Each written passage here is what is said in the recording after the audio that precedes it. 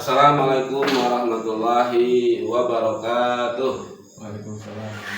Alhamdulillah, pemirsa yang berbahagia, kita ketemu kembali di salah satu acara andalan media online Fokus Priangan dan Nuansa Priangan TV, yaitu acara Kupas Tuntas Calon Bintang. Alhamdulillah, pada malam hari ini kita kedatangan salah satu tokoh Jawa Barat. Beliau adalah salah satu guru besar di Universitas Pasundan, Bandung. Kita akan kupas siapa beliau, bagaimana komitmen beliau, dan katanya beliau pun pada pesta demokrasi kali ini akan ikut serta menjadi calon anggota legislatif DPR RI dari PKS Dapil Jabar 11. Kita lanjutkan acara Kutang. Pemirsa yang berbahagia, kita masuk ke sesi pertama. Kita akan buat tentang biografi Pak Profesor Dr. Anton. Silakan Pak Anton untuk disampaikan kepada pemirsa biografi Pak Profesor, mulai dilahirkan, nama orang tua sampai seperti sekarang ini. Silakan. Bismillahirrahmanirrahim. Assalamualaikum warahmatullahi wabarakatuh. Waalaikumsalam. Luar biasa nih host kita, Pak Ustadz Aef ya. Terima kasih atas kesempatan kali ini telah mengundang saya dan atau memberikan kesempatan untuk memberikan ta'aruf atau perkenalan dengan para pemirsa sekalian di acara Kutang ini ya. Saya lahir 48 tahun yang lalu. Yang ini karir saya sebagai guru besar di Universitas Pasundan pada bidang hubungan internasional. Terus saya juga praktek sebagai advokat muslim di Persatuan Advokat Indonesia. Dan ada beberapa hal yang sedang kami lakukan juga, kami garap. Selain edukasi, kemudian juga kami juga menangani beberapa persoalan kemasyarakatan, keumatan yang itu menyentuh hajat juga orang banyak juga. Nah, untuk itu saya juga sedang diamanati untuk mengemban amanah yang lebih besar lagi ke depan, yaitu untuk menjadi salah satu anggota legislatif ya di DPR RI dari PKS dan maju dari dapil atau daerah pemilihan Jabar 11, Kabupaten Garut, Kabupaten Tasik, dan Kota Tasik. Oke. Mohon doanya. Kita kupas bagaimana visi misi ketika Prof. Anton terpilih menjadi wakil rakyat. Kita lanjutkan acara Kupas Tuntas Calon Bintang bersama Profesor Anton. Oke, pemirsa yang berbahagia, kita lanjut ke sesi berikutnya. Kang Anton, kalau boleh tahu, apa yang menjadi dasar Kang Anton untuk maju menjadi calon anggota DPR? Kan Kang Anton sudah profesor, ngajar di Universitas Pasundan. Kenapa sih mau menjadi anggota DPR? Silahkan disampaikan. Baik, ini merupakan panggilan bagi saya untuk terjun ke dunia politik, karena memang itu selain bidang saya, tapi juga karena melihat situasi dan kondisi hari ini yang membuat saya pun juga tergerak untuk menerjuni ataupun juga membidangi bidang politik ini. Kemudian politik itu adalah bidang yang selalu terbawa bagi semua masyarakat dan semua bidang, baik itu persoalan agama, ekonomi, politik gitu ya, sendiri, pemerintahan, militer, budaya, hubungan internasional, dan segala hal juga ditentukan oleh politik. Dan politik itu dihasilkan dari komitmen ataupun juga negosiasi politik. Dan itu terjadi selain di pemerintahan eksekutif, tapi juga di legislatif. Dan hari ini saya lihat ada beberapa hal atau banyak hal justru yang harus dikuatkan daripada fungsi-fungsi legislatif, yaitu fungsi legislasinya sendiri, ya, atau membuat undang-undang, kemudian budgeting, ya, anggaran negara, kemudian yang ketiga juga terkait dengan controlling daripada pelaksanaan kebijakan negara. Nah, termasuk juga yang kedua adalah banyak hal yang terkait dengan aset-aset negara dan bangsa ini harus diselamatkan, dan itu ada pada regulasi. Nah, kemudian juga selain itu juga banyak hal juga yang terkait dengan perlindungan kepada masyarakat, baik dalam hal pendidikan, kesehatan, maupun juga ekonomi atau daya beli masyarakat atau kesejahteraan misalnya, itu pun juga harus mendapatkan penguatan. Ya, maka kemudian lembaga ini memang sangat strategis, ya, terutama yang menentukan itu adalah di tingkat legislatif pusat, yaitu DPR, karena itu akan membawahi dan menaungi setiap kebijakan yang ada di seluruh daerah di Indonesia. Betul. Makanya kenapa tidak di daerah saya, tapi justru maju di pusat, karena saya lihat memang daya pengaruh dan daya jangkaunya memang di pusat yang sangat berpengaruh tentu saja. Prof, salah satu fungsi legislasi, ya, anggota DPR itu sudah membuat undang-undang tentang Omnibus Law. Nah, bagaimana perjuangan Prof jika terpilih lagi, karena hampir mayoritas menolak tentang adanya undang-undang Omnibus Law. Apakah perlu dibuatkan Perpu pengganti undang-undang atau bagaimana? Silakan. Ya, sebetulnya terkait dengan undang-undang Omnibus Law ataupun juga disebut dengan undang-undang Cipta Kerja, atau itu ada yang melesetkan bukan Cipta Kerja tapi juga undang-undang Cilaka katanya kan. Itu karena memang kecelakaan dalam sejarah konstitusi kita. Akibat anggota DPR itu tidak selektif, ya. Iya, bagaimana mungkin ribuan halaman dalam semalam diketok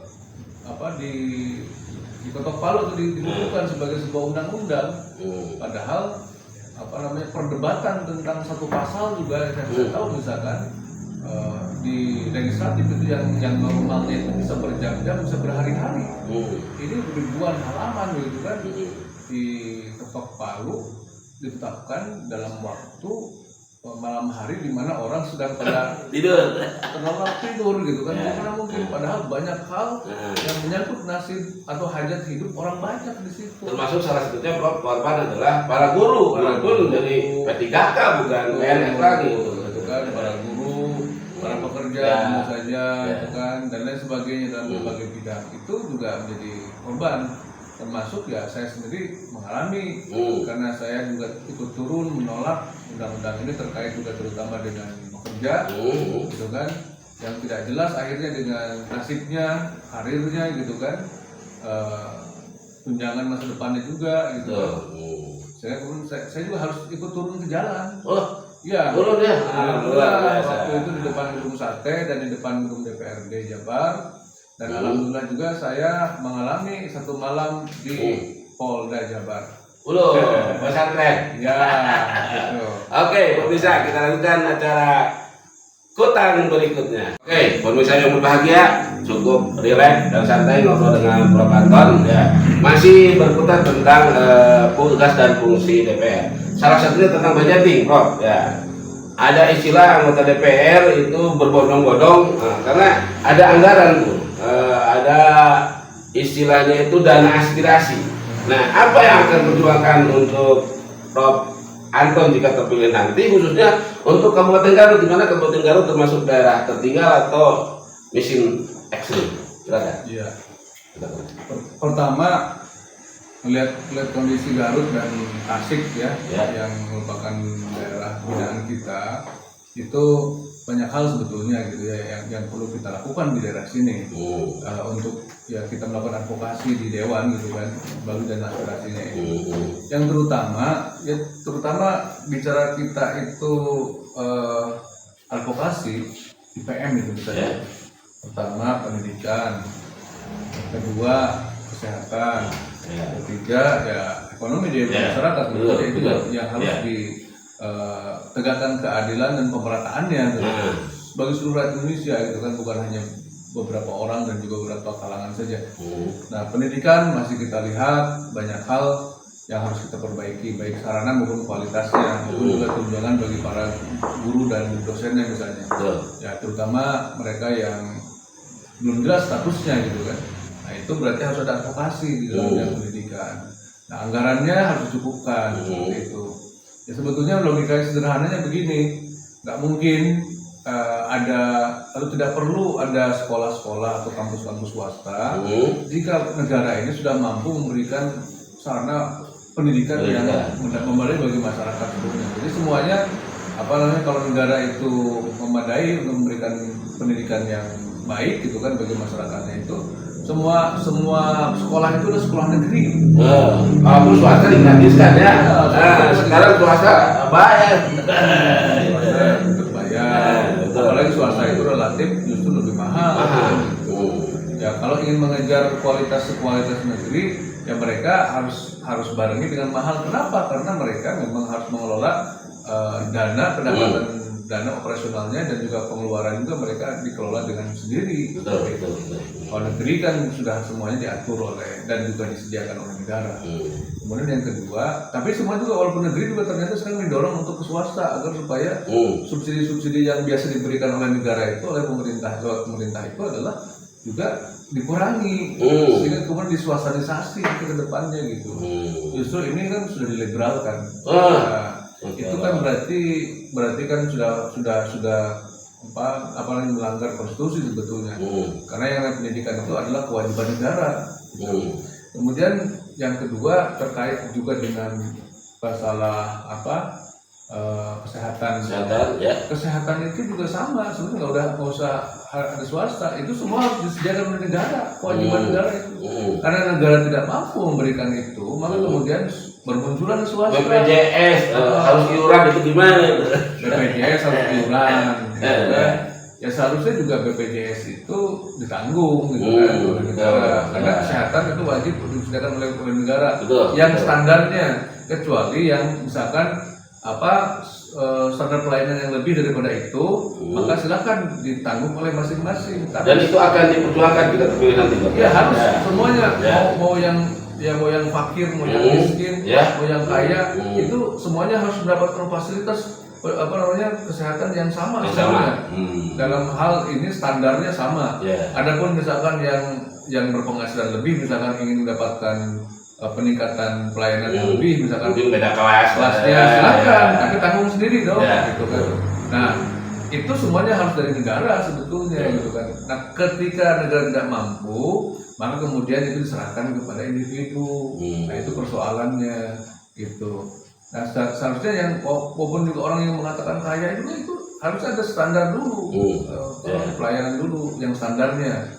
Gitu kan, justru agak aneh Prof, justru yang kaya menteri justru bukan berobat di Indonesia, bahkan di Singapura itu kan berapa ratus juta bahkan di negara lain. Betul. Yang ketiga kan persoalan ekonomi dari masyarakat itu kan pertama kalau orangnya memang bekerja, kemudian tingkat penggajian honornya juga harus memenuhi persyaratan, misalnya kebutuhan hidup yang layak di kota atau di provinsi tersebut, gitu kan.